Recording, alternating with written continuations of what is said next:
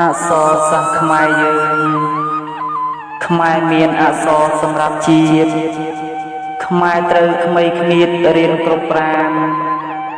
ឲ្យចេះសរសេរទាំងចេះអានរៀនឲ្យចំណានចំណេះកើនអ្នកចេះអក្សរផ្ញើដំណឹងឲ្យញាតិមិត្តដឹងសុខចម្រើនទុកព្រួយនានាតិចឬច្រើនព្រមទាំងបង្កើនស្និទ្ធស្នាលព្រួយ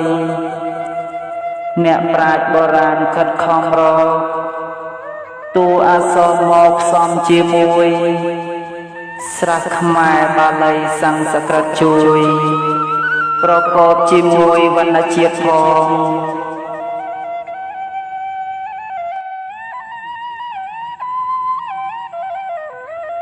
ពាក្យខ្មែរមានច្រើនក្រៃអណែកសូរស័ព្ទផ្លាយផ្លាយអលន់ណៃណងសំណេរសំនួននៃច្បាស់ច្បងបុរាណចងក្រងមានតម្រាអក្សរសាស្ត្រខ្មែរយើងជាប្រទេស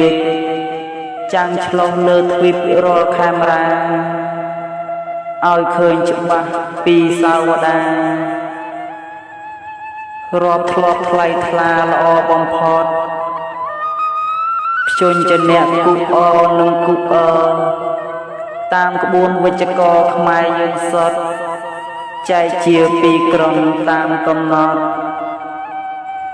សូរច្បាស់ប្រកបឥតមានមង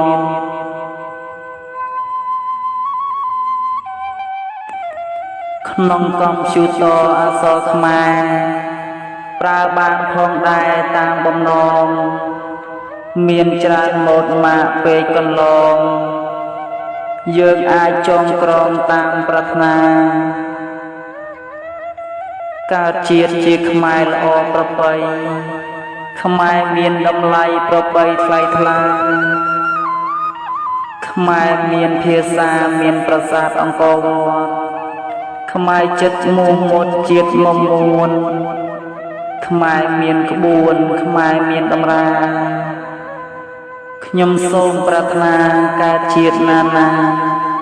សូមកើតជាកូនខ្មែរ